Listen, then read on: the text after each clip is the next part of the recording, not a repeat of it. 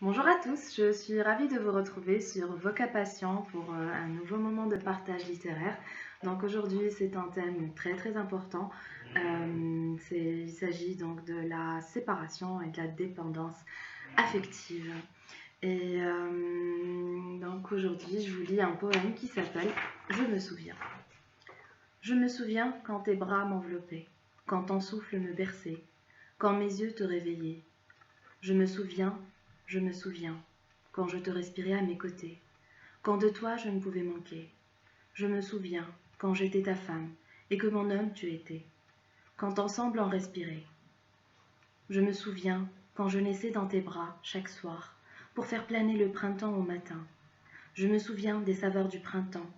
Oh, que je m'en souviens. Si seulement je pouvais oublier ce vide qui est en moi. Donc, ouais, vous êtes peut-être en train de vous dire, un peu comme moi, que le poème s'arrête à « Oh que je m'en souviens ». D'ailleurs, les deux dernières phrases sont un peu détachées et je vous montre pas parce que c'est un brouillon, hein. mais, mais c'est détaché en fait et un peu en marge de l'autre partie du texte. Donc c'est vraiment, je l'ai peut-être rajouté après, je ne sais pas. Mais en tout cas, j'ai décidé de garder les deux dernières phrases parce que, enfin là en vous lisant donc le poème, parce que c'est très révélateur en fait. Si seulement je pouvais oublier ce vide qui est en moi. Donc un poème très personnel que je décide quand même de partager avec vous. Il date du 30 septembre, du 30 octobre 2015. Et euh, donc voilà. Qu'est-ce que je voudrais vous dire donc à propos de ça? Je pense qu'il est très explicite, hein, voilà.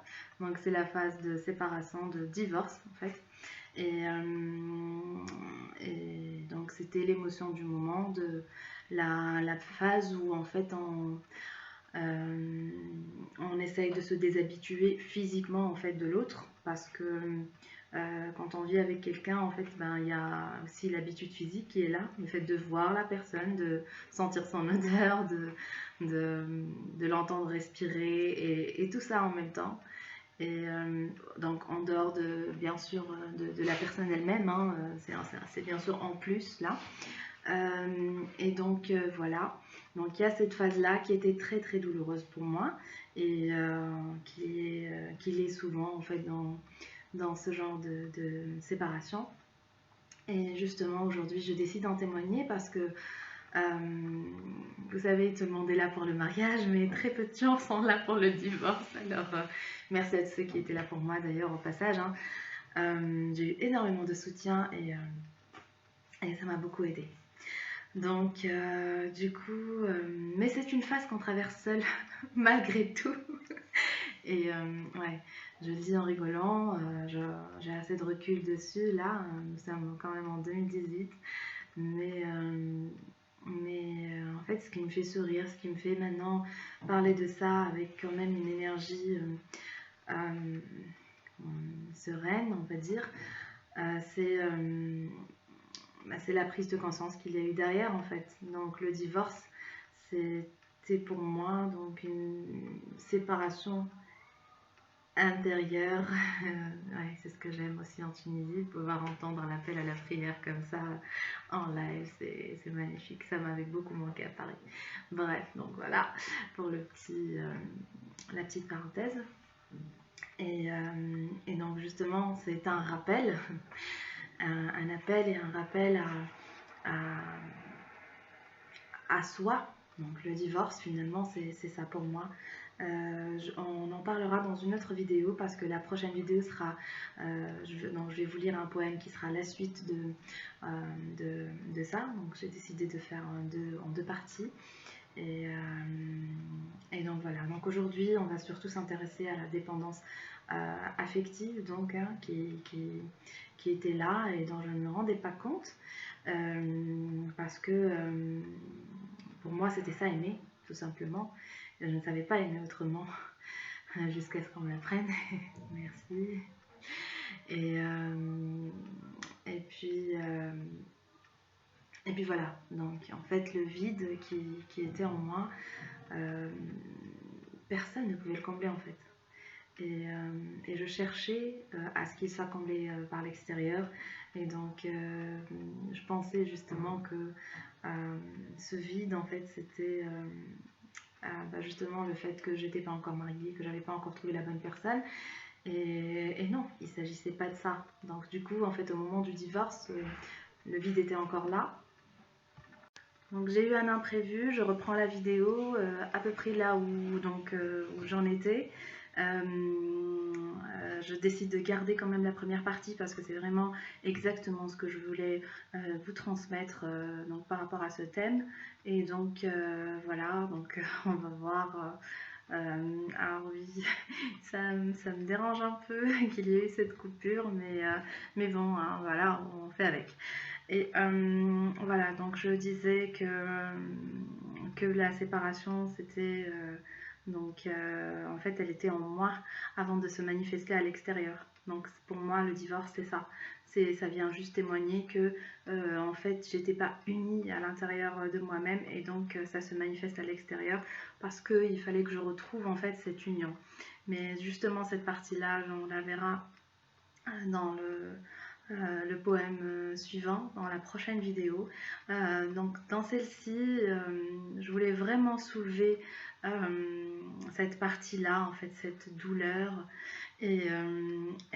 donc dire aux personnes qui traversent la même phase, en fait, que même si c'est douloureux, en fait, euh, c'est juste une opportunité merveilleuse en fait de créer cette réconciliation avec soi-même et que voilà, rien ne peut combler, que rien ne peut combler justement à l'extérieur en fait. Rien ne peut combler ça. Le vide, il était déjà en moi avant de rencontrer donc mon ex-mari et voilà, donc le rencontrer ne, ne voulait pas dire qu'il pouvait justement combler ce vide. En fait, j'avais des attentes vis-à-vis de lui qui n'étaient pas justes finalement parce que c'était ma partie du travail en fait. C'était à moi de le faire. Et, euh, et puis voilà. Donc du coup, oui, je reviens sur la partie dépendance.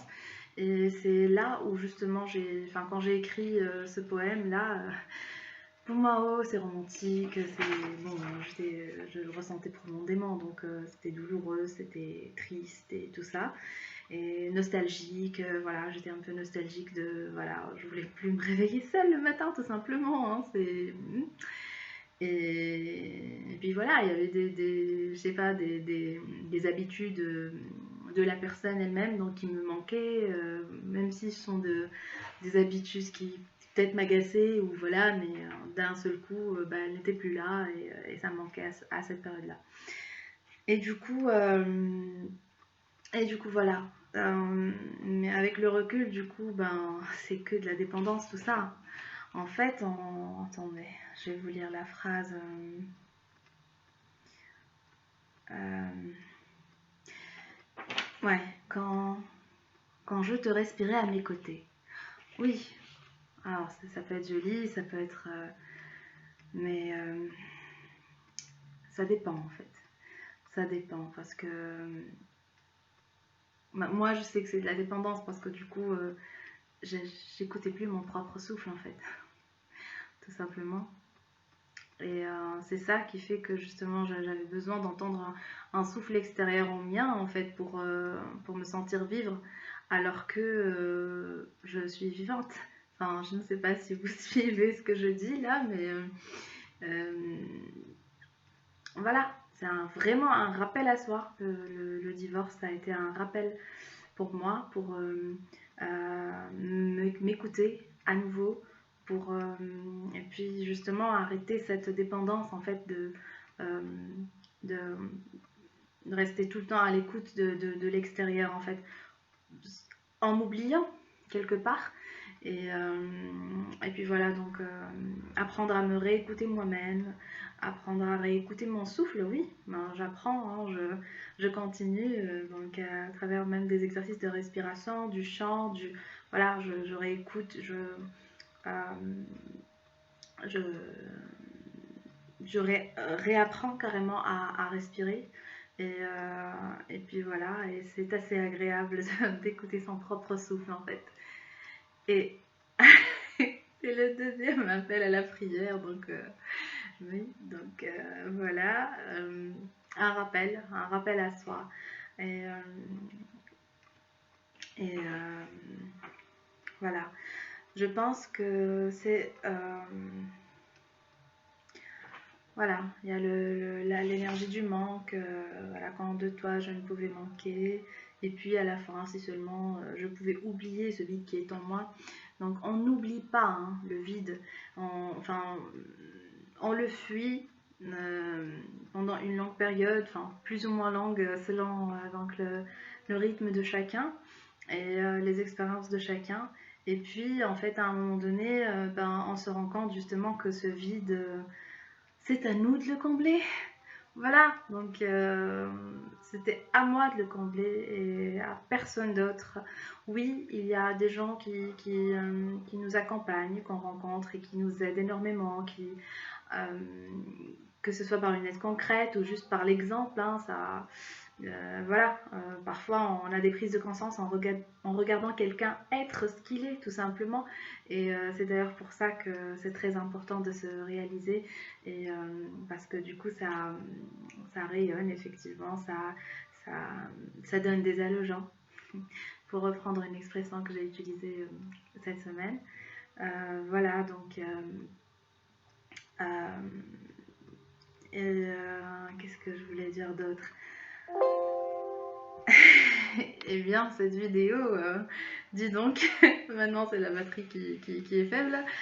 Euh, je l'ai quand même faite cette vidéo, je suis contente et je ne compte pas la retoucher. Je pense que justement vous donner cette énergie authentique du moment, c'est très très important pour moi, surtout sur un thème comme ça. Vous n'êtes pas seul si vous traversez cette période-là. Vous êtes là pour vous, même si vous avez l'impression que vous avez du mal à vous réveiller, que vous avez du mal à affronter les gens ou que vous avez dû faire peut-être face en fait aux circonstances et que vous avez mis de côté parce que c'est souvent le cas, hein, on est pris par les démarches, on est pris par la recherche d'appart, ou voilà, et puis en fait il y a un moment quand même où il faudrait se poser et s'écouter, se faire du bien, s'honorer et se réconcilier avec soi-même. C'est la partie la plus importante en fait de la séparation et du divorce dans mon cas. Et du coup, voilà, la prochaine fois, on en parlera un peu plus. Mais voilà, la dépendance physique, on peut l'accepter tout simplement. Dépendance affective, au-delà. Donc, si on se rend compte qu'elle était là, on peut s'en sortir. La prise de conscience est vraiment un grand pas. Et puis, il y a des outils. Il y a, voilà, l'accueillir, déjà l'accepter. D'accord, ok, c'est comme ça. Et puis après, je fais comment? Donc posez-vous la question si c'est votre cas et cherchez les outils qui seront euh, juste pour vous. Donc vous trouverez vos propres outils, votre propre façon de faire. Et puis il y a plein de partages. Je n'ai pas de référence là à vous donner. Ça a été un chemin pour moi un peu... Ça a été un cadeau de la vie pour moi. Donc j'ai rencontré les bonnes personnes au bon moment. J'espère que ce sera votre cas et vous aurez les bonnes références au bon moment. Mais en tout cas, voilà, si personne n'est là pour vous dans cette période-là, dites-vous juste que c'est parce que vous avez besoin de vous, tout simplement. Donc voilà, soyez patient et soyez à l'écoute de vous-même. Donc, et la réconciliation avec soi est le meilleur des cadeaux. Et puis la relation sera saine après si vous rencontrez quelqu'un. Alors, enfin, quand vous aurez rencontré quelqu'un. Donc du coup, voilà, vivement votre future rencontre. Mais pour le moment, appréciez la rencontre avec vous-même.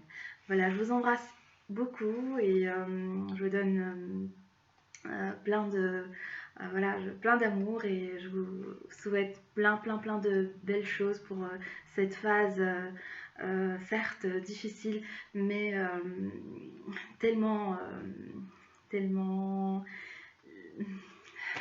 comment dire, je ne trouve pas le bon mot en fait, c'est vraiment un cadeau de la vie. Ouais, voilà. Donc voilà, aimez-vous et je vous retrouve pour la prochaine vidéo. Soyez là. J'espère que vous serez là, surtout si le thème vous concerne. Ce serait bien de voir les 2 vidéos. Et voilà, donc c'est une phase, ça passera et vous en sortirez non pas grandi, mais plus lumineux, plus vous-même. Donc voilà. Allez, à la prochaine.